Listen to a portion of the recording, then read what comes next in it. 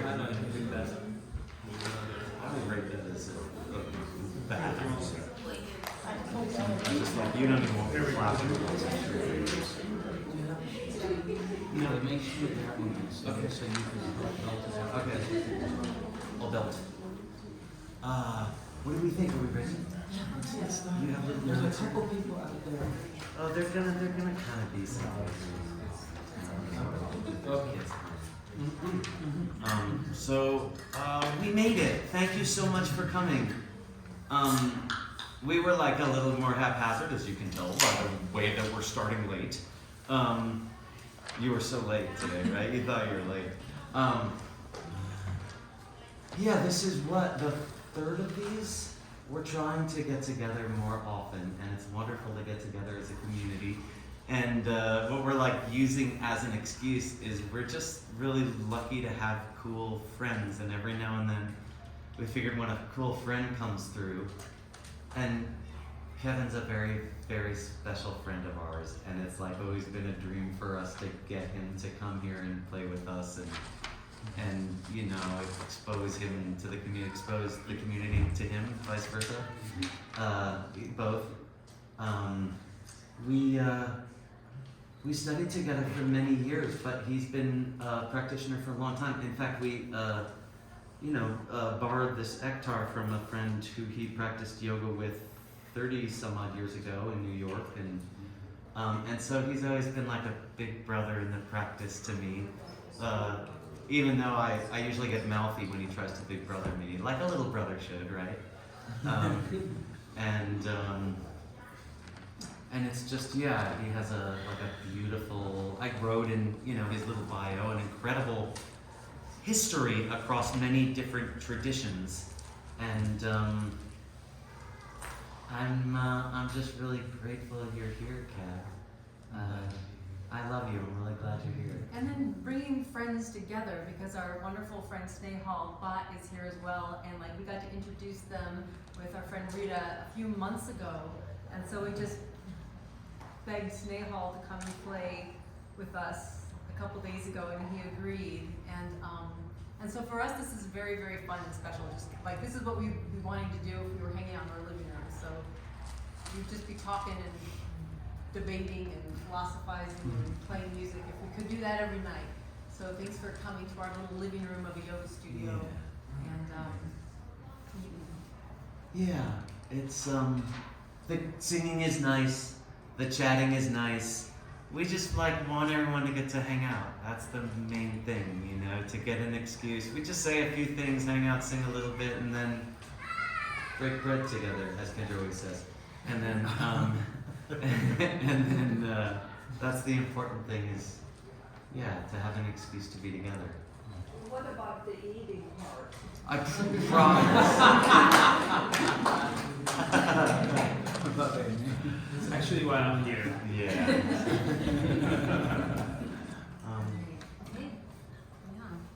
Did we decide we did a song? We did a song first? What did we do, Kat? I think song or some. I think some music first, right? Yeah. And then let's do some music first.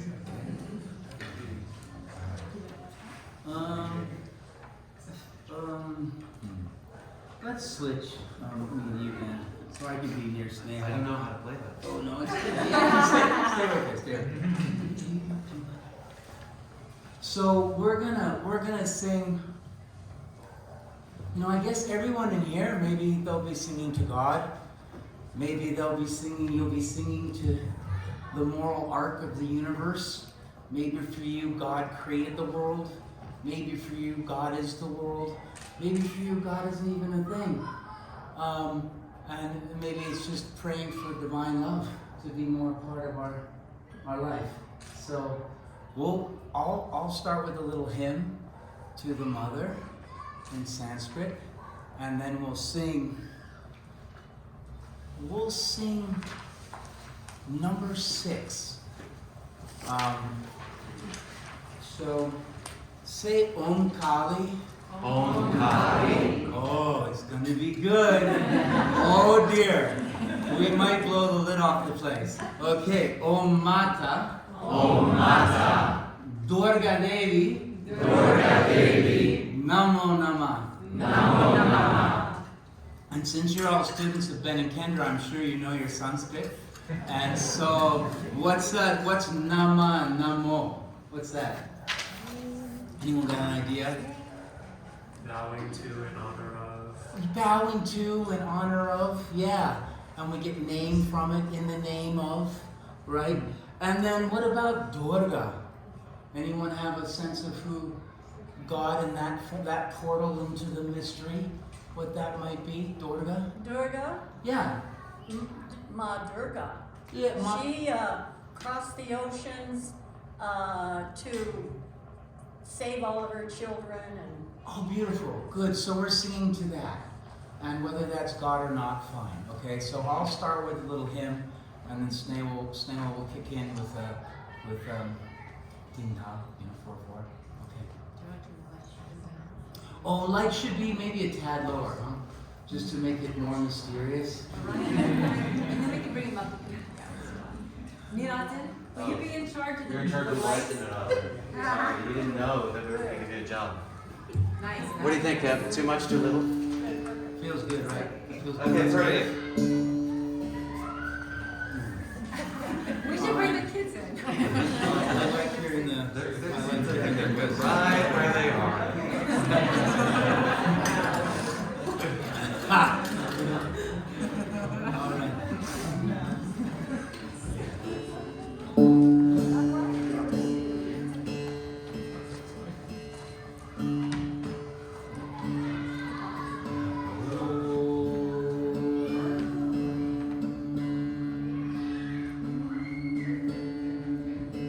Yeah, we know.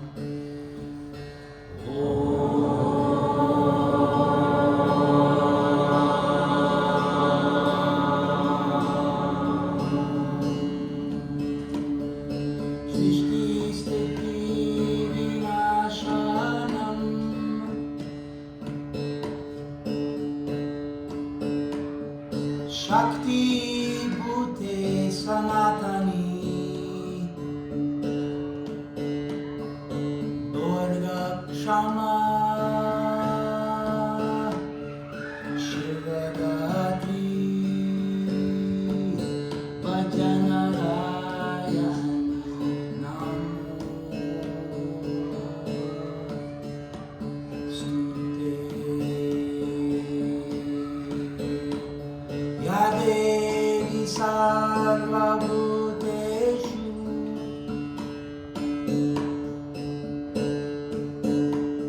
in the form of Shakti Namstita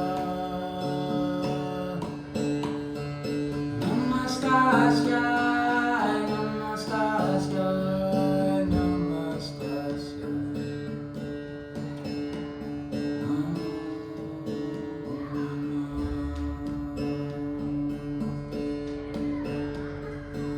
So now sing, and then you can repeat. If you want to sing with me, that's fine. Krishnadas, who I started singing with when no one knew him, he would always say, call and repeat. Right? Now I speak and then you sing, right?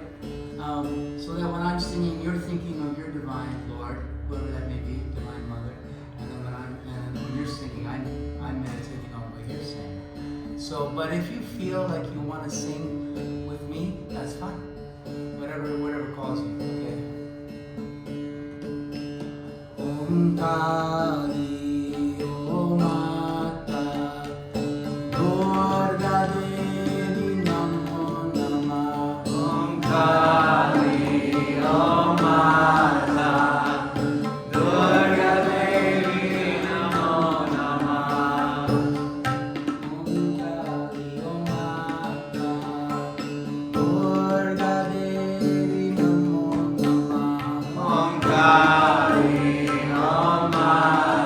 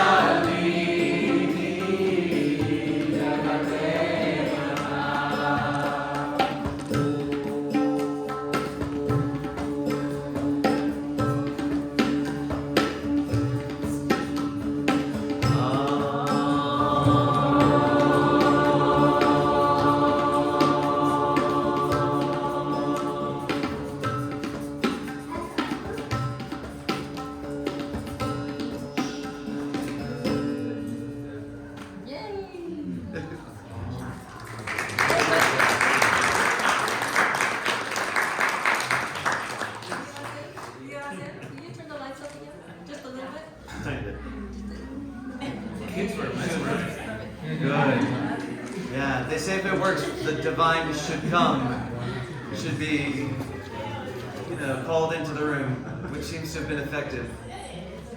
You guys can clap when it gets crazy. You can also stand up and dance. Okay? They knew, the kids knew. The kids knew what they were doing. You know it's good when people start getting out of control. So the night's about the practice of devotion as a practice. What does that look like? That can look like a lot of different things to different people. We're each gonna kind of take an angle, was our idea, and one of the ways that you can, and we do in this place, do a devotional practice is through the body, physically. In this space we come together and we have a physical practice. My biggest hero of devotion through physical practice is my wife, Kendra, who has such a powerful and inspiring and devoted physical practice that she could even convince me to start a yoga studio with her. And so we're going to try and get you, if you will, to say a few words about what the physical practice of devotion looks like.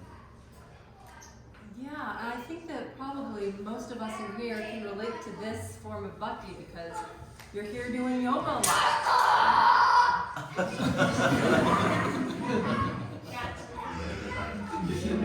This is a great thing about having kids, so much of the Western world, it's we tell the kid we don't like kids, and so it's really nice to have them be a part of this and us just loving them and letting them be a part of it, and so we have to be patient with them, or I have to be patient with them.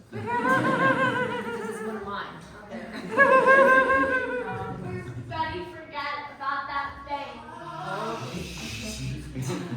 You have to be the big kid. Keep everybody in line, okay? So what do you mean, bhakti? Yeah, so bhakti, meaning devotion. So why have the practice of yoga, the physical practice, become a form of devotion for me? And I think a lot of people, I certainly started practicing yoga just for the sake of getting in shape. Just practicing for the sake of feeling good, feeling stronger. And I think a lot of us come to it in that way. And that's just fine if that's the motivation and if that's the thing that gets you here, right? A lot of places, they want to keep it on this physical level, right? They don't want it to go beyond this. I think Dustin and I were talking about it yesterday. Some places where you go and teach yoga, they're don't say a word of Sanskrit, right? There's even a billboard in town that's a yoga studio, and it says no theory, just results. No theory, just results. And I'm not gonna poo-poo that, right? God bless, whatever gets you on the mat is awesome. And that's why I started too, for the sake of just having this physical experience. But one of the wonderful things about yoga, is I don't think you can keep it just physical. If it becomes a regular thing in our life, right, it's going to force us to start asking ourselves questions about who we are, right, about what's going on here. And maybe that's been your experience, and maybe that's why you guys keep coming back. So I always laugh when people are I just want it to be a physical thing, right? And that's how my teacher brought people together, and he was a little bit don't go into the philosophy so much, just keep it physical. But there's a magical thing about it where your life starts feeling a little bit sweeter, a little bit nicer. And it's what's going on here? What's happening? Why is my life getting a little sweeter? And it makes me start to ask deeper questions about how the practice of yoga works.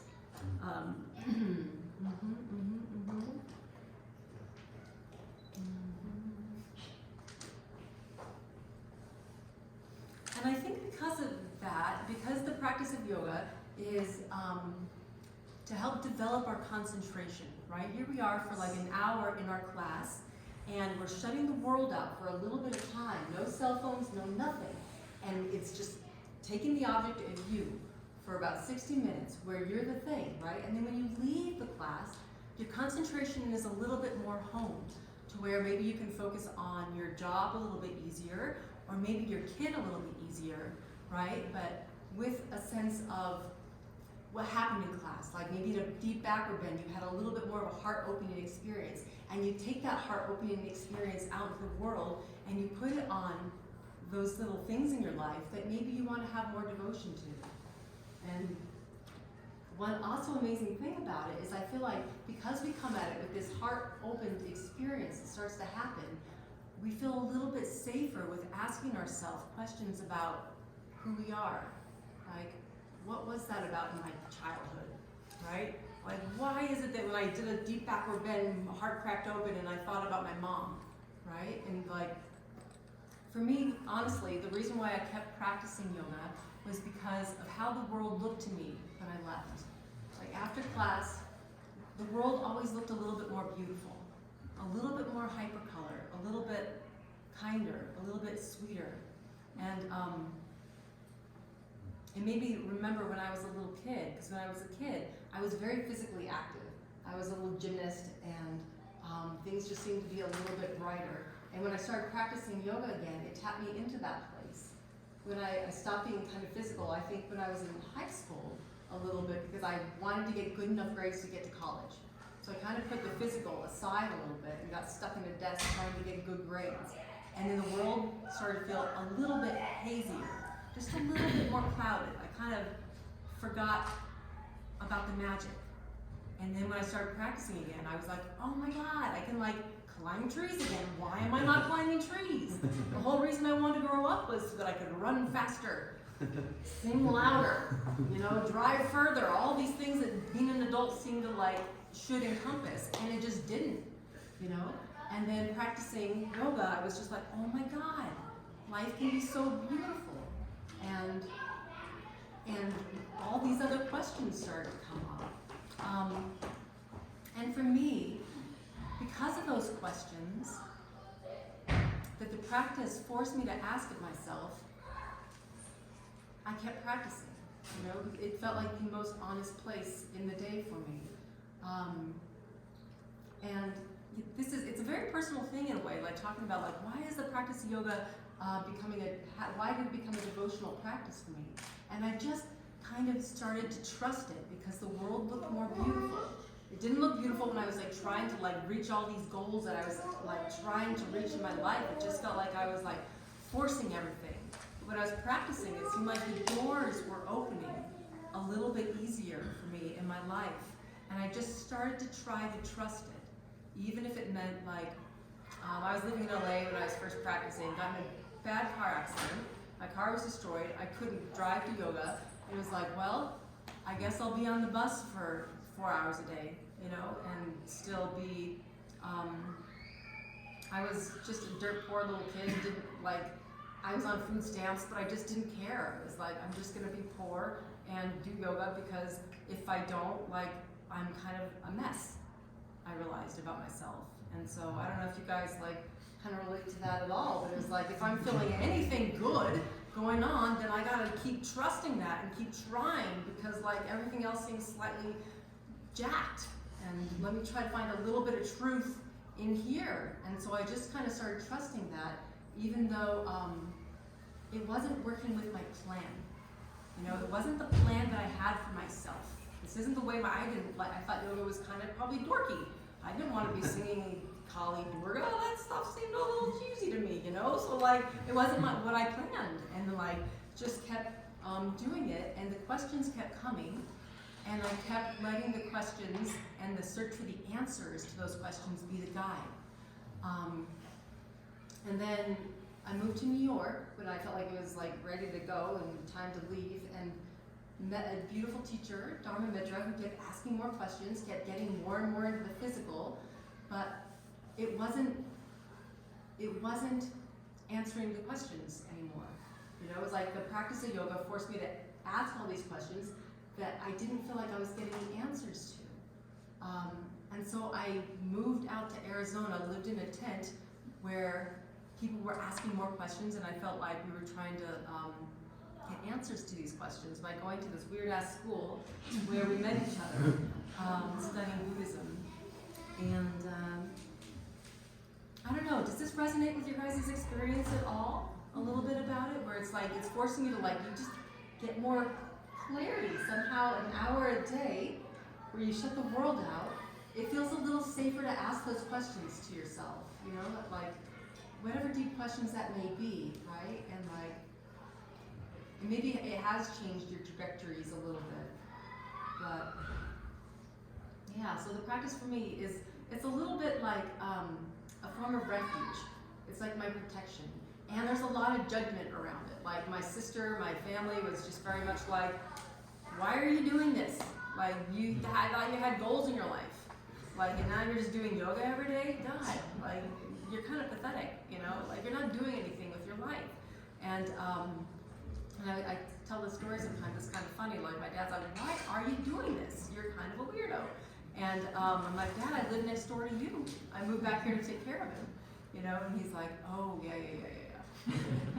Better do your yoga. You know, if it keeps your head clear, if it makes you happy, then do whatever you gotta do just to keep yourself happy. And I don't know, you know, people can think you're a little bit weird for keep doing this thing, getting on the mat, but I guess I just say trust it. Just keep trusting it. And also, it's a little bit strange because I felt like the questions kept arising, and they always do, and I hope they will forever. You know, that's part of being this little human. But I was like, why? Like, what's the point? Like, is the point to do a handstand and like all these crazy poses?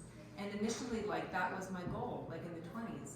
And then I realized like this body is gonna just break down. Like it's just gonna, this can't be the goal, right? Like, what do I do with this concentration that I'm developing in this 60-minute class, right? We're trying to hone our level of concentration. So what do we do with that concentration? Like, what's the greatest thing that we can do with it?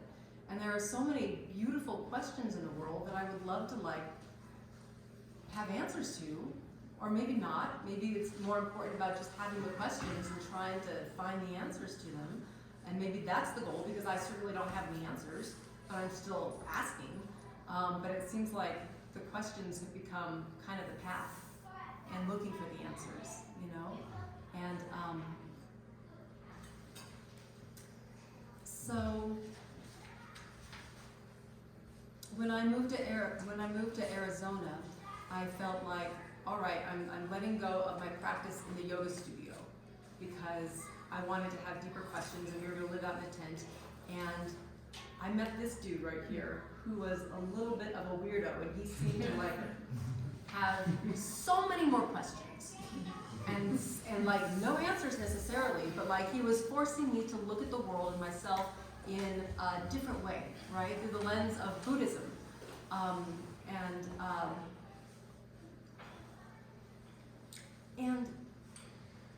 The practice maintained like in a tent out in the middle of nowhere. I practiced like in the cold and the snow and everything, just like living in a tent, nothing, and just kept trying to practice and like seeing if I could maintain it, but still asking the questions. And he's going to talk a little bit about more of the mental devotion, right? Like I'm doing the physical, and he's doing the mental, and Kevin here's doing whatever we're going to decide here, the soul or whatnot. Well, a soul doesn't exist. Oh, I'm just kidding. I don't know. Yeah. Kevin, what do we do? Oh, sing another? Yes. Or, I think sing another. Sing. Okay, was that fun, the first one? Yes. You guys caught on really good. Yeah, That was that's a hard mantra. But it's a cool one, right? Okay. No, I live for that Shut now. the fan. All right. Alright.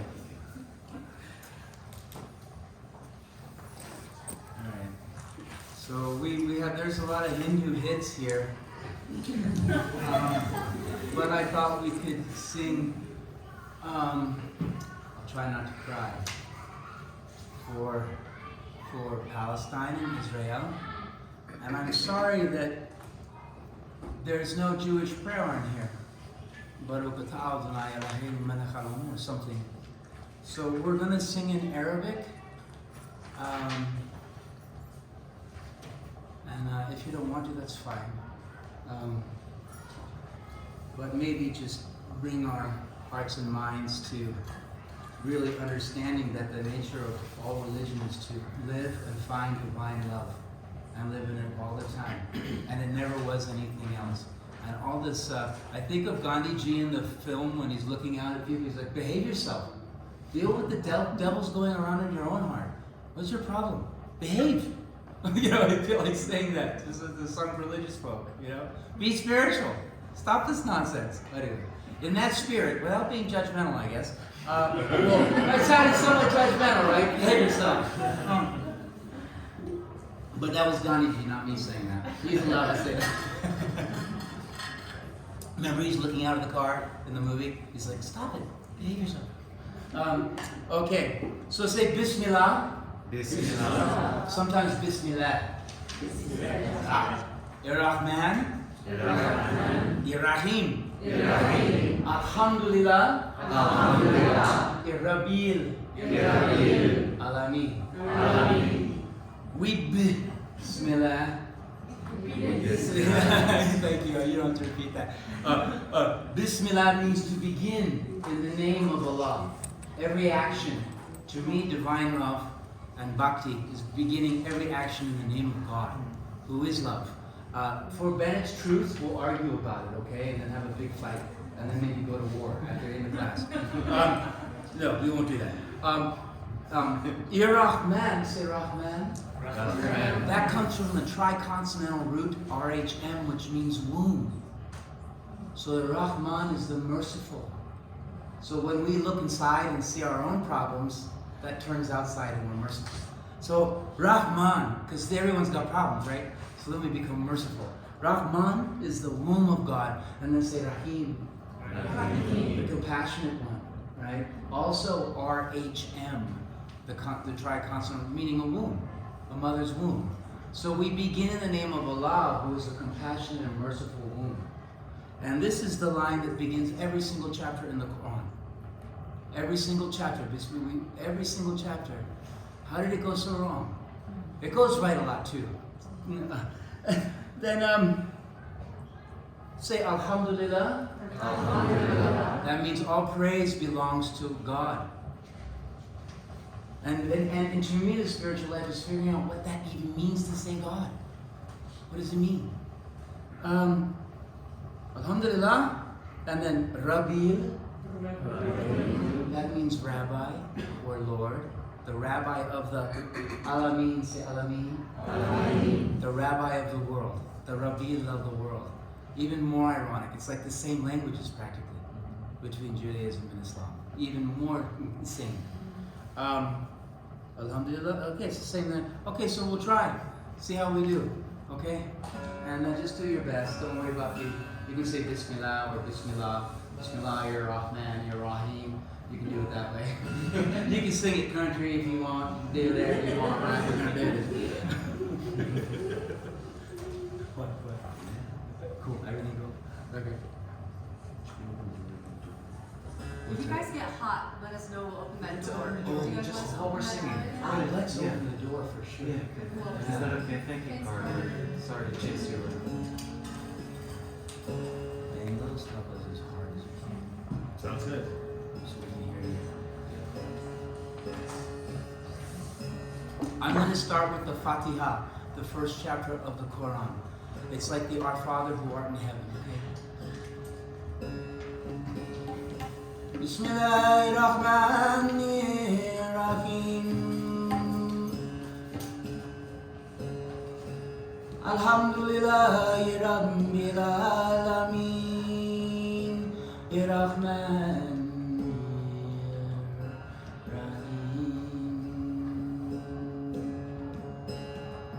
Maliki Yawmiddin. Iyyaka na'budu wa iyyaka nasta'in. Ihdina siratal mustaqim. Siratal ladin an'amta alayhim. Wala dallin. And then say Amin. Amin.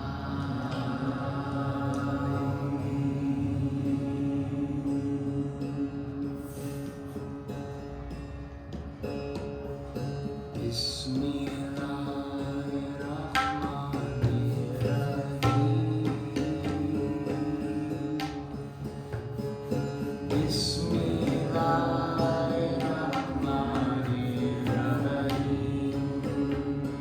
now you respond. Bismillah.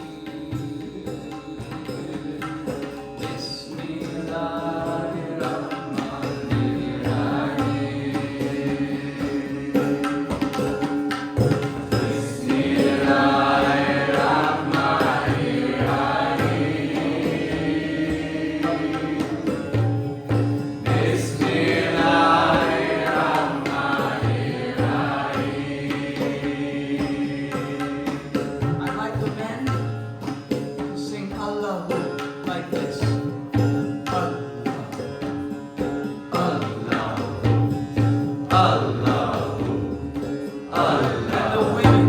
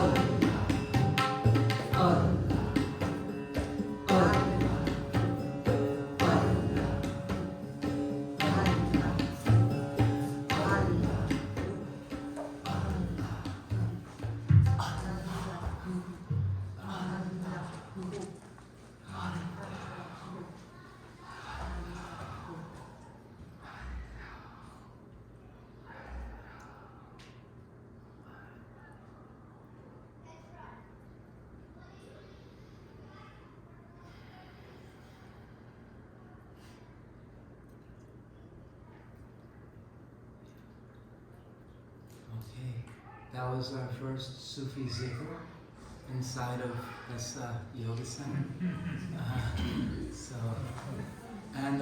When you do it, you trace a line in your heart and then back to the ajna, back to the anahata, between ajna and anahata.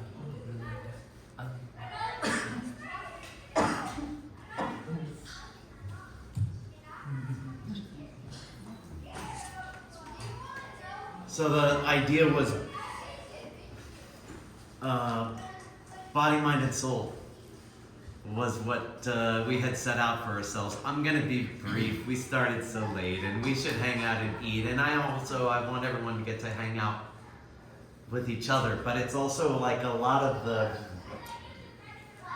the spirit of what I see as a mental practice of devotion. And I was taught...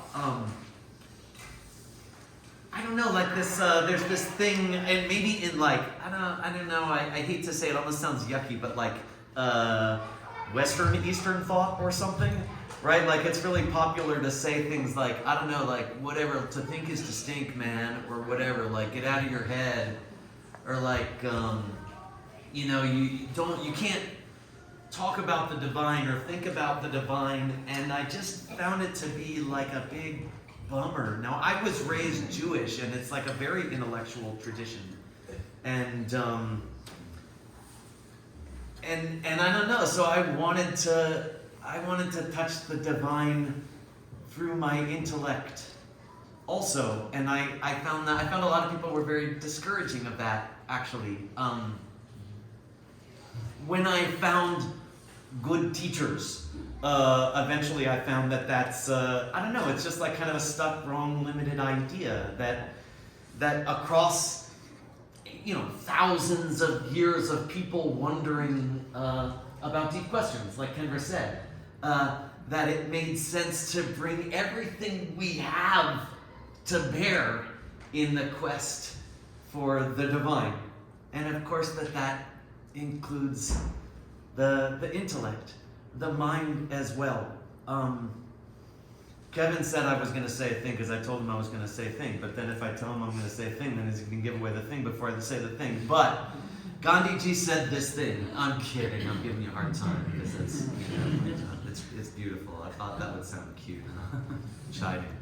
But here we are instead. Gandhiji said this thing. He said, my uniform experience has convinced me that there is no other God than truth.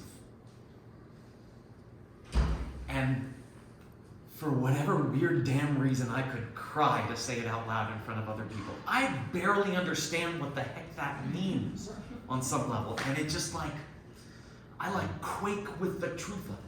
And I have this like, I don't know, I hope it's not weird, but it's almost like the closest thing I can say to it is almost like a lust or a hunger that I believe is in us and is in me for wisdom or something, for knowledge, for seeing truth. And there are beautiful traditions about how to use your mind to do it. And I was blessed to be close to some of those traditions where we got to debate with friends and hang out and challenge yourself in your thinking. So especially if you have a community where you're practicing yoga together or you're practicing deep ideas together, having deep thoughts together, pushing against one another, having friends to get into I hate to say debate or friendly argument, but it can be like that.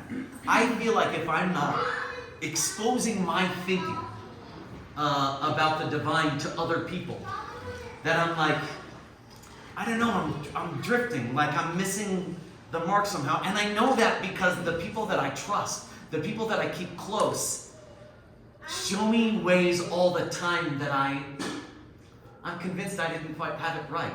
I'm constantly reevaluating the way I see the divine. So what is the divine from the sense of mind? It's truth is a thing that's around us all the time. Truth is the only thing that works. When you practice a lie, it cannot bear fruit. When you practice the truth, it must. So is my thinking in line with truth? I use my friends to try to get there, and I question myself as much as I can, and I beg my friends to question me too when I try to corner them, I bring up some cockamamie latest Ben idea, and I try to see if I can get, Snay or Kevin or Rita or Itty or I want people to say, no, but haven't you thought about this? And it can be a very painful process, honestly. It's hard sometimes to be told that I'm wrong. And I'm always grateful for it within a week or two, always. Always. It never takes that long.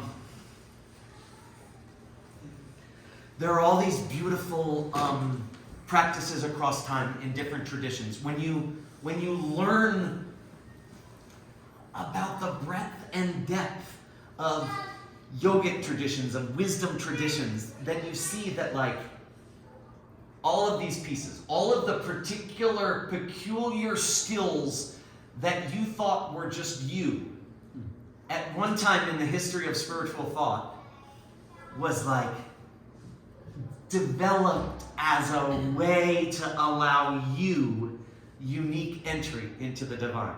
Someone talked to that, because it's been a long time. And I have this special love for the intellect and the divine. When we listen to a sound, when we listen to the sound of children playing, and we listen to the sound of children playing for, I don't know, it's been a half hour or something, on and off, you hear a sound, is that a sound? That sound exists, right? We hear that sound? True, false? True. Yeah. It's been going on for 30 minutes, 45 minutes, whatever. We can fudge it. We'll say 30 provisionally, right? Can you hear it? I still can. Yeah. Are you hearing it with your mind or are you hearing it with your ear? Let me ask you this, right? You're not hearing the whole 30 minutes with your ear, right? Because most of the 30 minutes is gone, isn't it? You can't hear the whole 30 minutes with your ear. You would be taking your memory of the earlier part and like gluing that on to this minute, but you can't hear a whole minute, right? Are you hearing like a second of the sound? And then gluing on the first part of the minute? But you can't hear a whole second, can you? Right? Wouldn't a second have to have some duration? Is it mostly gone also? That 1 second is mostly gone. So you're just hearing like, I don't know, a moment? How long is a moment? If a moment, they say, had no duration, then it couldn't exist, because there's never a time when it exists. If it has no duration at all, it has to have some time that it exists. So, how much of the moment of the children playing are you hearing with your ear, not with your mind? Listen, how much is your ear? And how much is your mind adding on some story? I don't know that you could ever find it. I don't know that you could ever find a whole piece of a moment, or a piece of a piece of a moment, or a piece of a piece of a piece of a moment where you're hearing with your ear. Your mind is doing so much. Your mind is doing so much of your reality. So then what do you do with that? You see? How changeable is your mind? What does that mean? That mystery that somehow I think I'm hearing with my ear, but I'm hearing so much more with my mind than I'm ready to admit. What would that mean if we know how changeable the mind is? If we know that practicing love with our friends, coming together with friends, appreciating with one another, this practice, appreciating one another with one another, makes us more predisposed to enjoy one another, or just to enjoy. And then we train the mind a little more. And maybe we forget, we lose faith for a second, then we go back and look at the mystery of what we can never find, a truth that is free from your own shtick, your own story. Then you tell this story again about how beautiful your friends are, and how cool it is you get to be with them, and the delight you share with them. And then you forget again, and you go through this intellectual practice again, and you tell yourself the story again of how beautiful they are, and how changeable is the mind? How malleable is the mind? How beautiful could things look? Would it be real, or would it just be a story in your head? Who cares? You can live it and delight in it and be together. And I kind of think that that's how heaven is made. Or maybe it's just an empty intellectual exercise.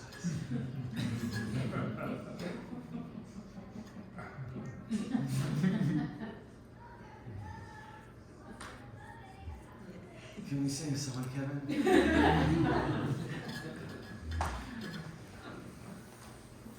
Hey, we clapped after the Kirtan. I feel like that was good. I feel ready.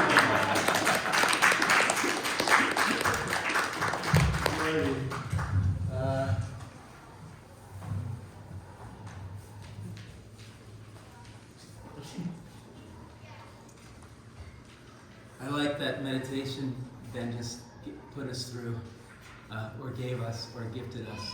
It's fun to do it with space as well as time.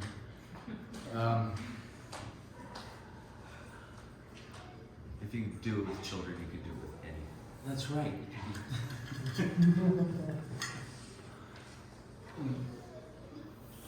We don't have a lot of time left. I'm not going to talk at the end of this. I've gotten to talk. You are. I'll talk a little bit. But I'm really talking about divine love as as we're doing it. So I won't have a lot to say. I won't keep it too long. Would you rather talk first or sing first? Oh, I'd rather sing than Good. talk. Okay. Every time. Okay, you're the guest. Okay. But that is only because I spent years with Ben and Kendra thinking about these things. And when we read bhakti texts from India, they're very intellectual. What is the object we're praying to? Something to think about. That journey never ends for me.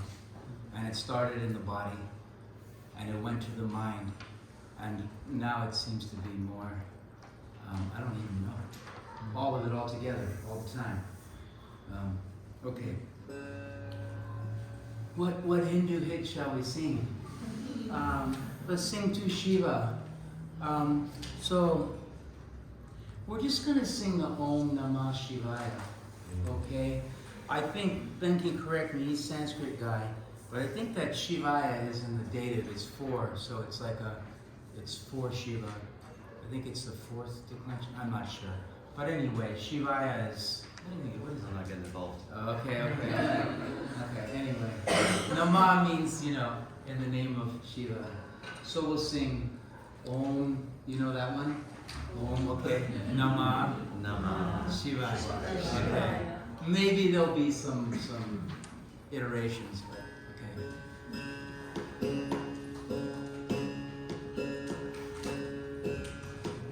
No hymn this time.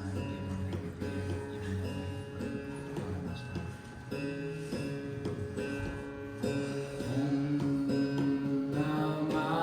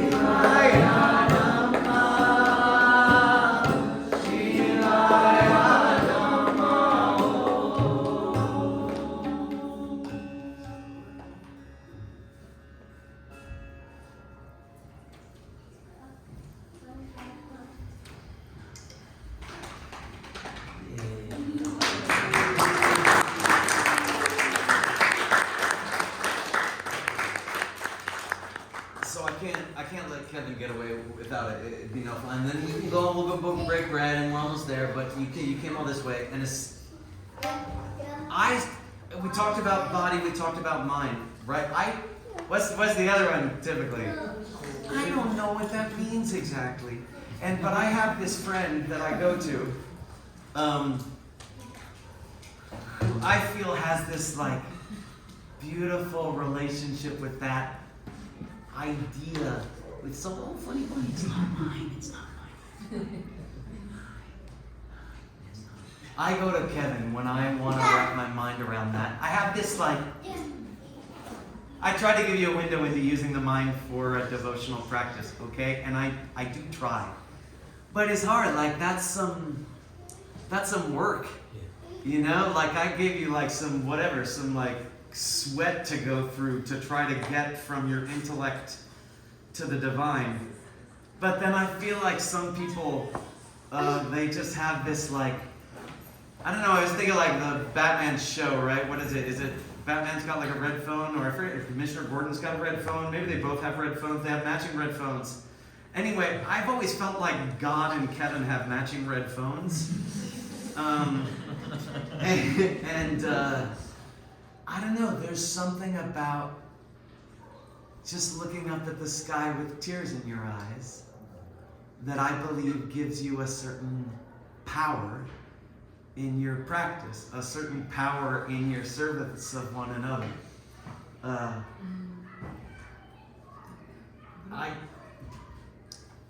Yeah, just like for me, you know, like saying that the practice makes me feel more playful and more childlike. It gets me a little bit more in touch with something divine, you know, and I get jealous of people who just seem to have that glow about them and that childlike playfulness about them, and like my big brother Kevin here, who just kind of like oozes it. Yeah. And so yeah, what do you have to say about it? What do I do, Kevin? Oh gosh. Kevin, help me. I'll make this somewhat short and sweet. You must be hungry. Okay. I was born in the desert. What's the next line? Born in the desert. Yeah. Raised in the den. That lion's den is the secular world of I, me, mine. And my parents separated. And it was all, and I knew I was missing something. I would go into metaphysical night sweats where I thought about the end of the universe, and then that nothing on the other side of that had to be something that the universe moved into, and my dad and mom couldn't relate. I was driven to the yoga mat at Jivamukti in 1990. Driven to it from sorrow. The beginning of my spiritual life was just absolute brokenheartedness from having left the Garden of Eden of childhood, and I wanted back in. I had no God. I had none of the things that Kendra just described, that's for sure. And it was picking up a guitar that was broken with one string and singing. And all of a sudden I felt the divine. And doing yoga, I got to the divine through the body.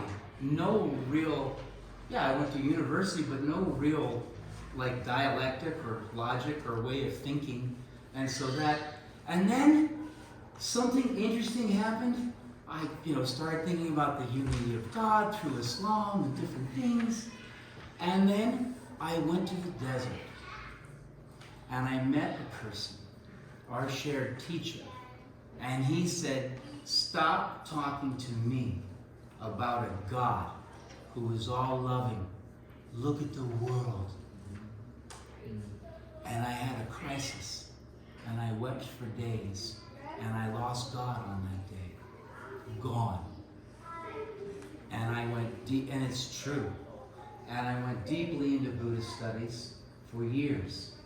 And then a being came knocking on my door after 5 days of realizing that there wasn't a person in my life that I hadn't harmed with my mind, that I hadn't hurt my mother, my father, I hadn't forgiven, and I felt pretty bereft. And I heard something above the Hanuman Murti chalice in the Dharamsala, and I heard something that was without words, and beyond anything to describe. And there were 5 things that I heard. And I don't know who it was or what it was that changed my life on that day. And that was, we come from love. We're held in love right now. If love was to remove her power, we'd collapse. And we are returned to love. Those were 3 things. Then the next 2 were devastating. You are loved irrespective of your worth. I'm a yogi. I study my worth. I've been working at this, man. Like come on. What do you? You're loved irrespective. That's not fair. That's like the prodigal son comes home and like gets a party, and I've been like working in the shoveling shit for years. Like, come on, it's not supposed. And not only am I loved irrespective of what I'm worth. Excuse me. Dry mouth. I'm loved irrespective of what I think I'm worth. So these 5 things have been the meditation for the last 12 years of my life. And my friends Ben and Kendra keep me away from, ready for the big word, reifying God. Daring to pin down the mystery with my idea. And so my talks with Ben and Kendra help keep what I would say is a healthy relationship to the divine, a divine without agenda. And it used to be when I was a kid, I was singing with Krishna Das, trying to escape the shit. Bhakti for me was an escape. It was like I could leave everything. I lost consciousness of myself. I was singing to the divine. No, that's like baby. That's like a little 20-year-old. Like what Kendra was saying. Like just kind of do these poses and get into them and like, you know. And then it comes to find out each moment we have a choice between death and life. Each moment. And it's the mumbling mind. Oh, my wife is moving upstairs, but I'm in meditation. I better break it and make tea for her. Could be my last bit of tea. So that each moment is demanding we listen, demanding we speak. And so bhakti, devotion is, you know how we all feel loving? Devotion is like, there's a fire, but devotion flames it and gets it hot, so you run to do the dishes. You enjoy it when you have a friend who's being a pain in the ass. They're like a wish-getting jewel. Bhakti makes the bitterness of life sweet. And when things are going well, it doesn't make us too attached. It keeps us in a loving union with that mystery about which we know not what, as St. John of the Cross says, and then goes, you know, we don't know. So I'm kind of believing in order that I might understand. Credo ut intelligem in Latin. I believe that I might understand. Before, I tried to understand in order to believe. But Christ turned that on its ass. The way up is the way down. Into my own, I meet you guys in sorrow. And then we can kind of have a good time when we touch each other in that place. In this rather broken place, actually. Because we all are. Let's just admit it. I mean, you know. So, yeah. We come from love. We're made in love. We're returned to love. We're loved irrespective of what we were worth or what we think we're worth. And that seems to liberate the heart to just serve others and be in divine grace and divine love. And yeah, that's all I got to say. Yeah. So as a part of this series, of course, like a lot of you donated, and you don't have to donate. And if you didn't donate, good, it's fine, nobody cares, okay? There's food here, right? Some of you brought food and some of you didn't. If you didn't bring food, eat. If you did, It's don't. not important, okay? If you still want to put cash out, or if you want, look, I even made like a thing. You can Venmo me. We don't take a cut, okay? We just give it. He doesn't know, right? But we're gonna whatever. He has a real job or something. He still like does manual labor and then goes around singing to people because he, won't be paid, irrespective of his worth. Right. And so if you didn't get to donate and you want to, or you just like suddenly realize you have to clean out your bank account to make sure that every now and then you can do that, it's fine. Doesn't matter.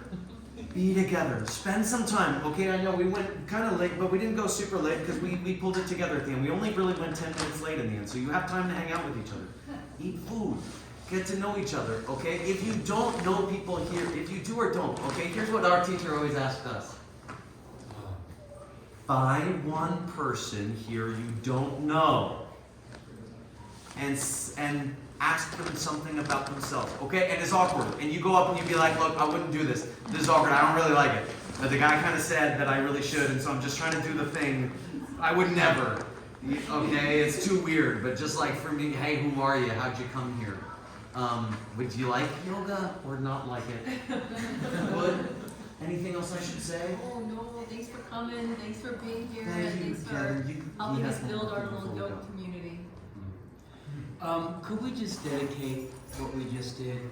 I don't know, maybe lead us in a prayer band. Just dedicate the goodness of what we just did for the healing of this world.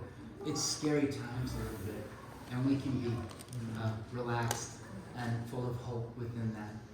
So Okay, there's a tradition. Okay, you can sing with us, right? Here, you can do this. You can do this. Okay, this is like this. If you can do this, whatever, that's fine. Okay, but this'll do. This'll do. Okay, anything will do. You imagine that any sweetness that got made here, that you take it and you imagine it as a perfect world. There's this tradition of 4 continents and a mountain in the middle, and somehow that this represents a perfect world. And you're imagining that by hanging out with your friends who are into the weird things that you're into, that somehow it's the beginning of creating a perfect world. And wouldn't it be nice? And that's the prayer, is that you take that perfect world and you give it maybe to the friend that you're going to go meet tonight. That you didn't know, okay? Sashi Puki Jukshing Metok Tramri Rabling Shi Nyende Gen Padi Sangye Shingdu Mikte Uar Nidro Kunam Dak Shing La Drupasho Idam Guru Ratna Mandalakam Niryatayami. Here's the great earth, filled with the smell of incense, covered in a blanket of flowers, the great mountain, the 4 continents, wearing a jewel of the sun and moon. In my mind I make this the paradise of a Buddha, and I offer it all to you, and you, and you, and you, and you. Manja, manja, you're too skinny.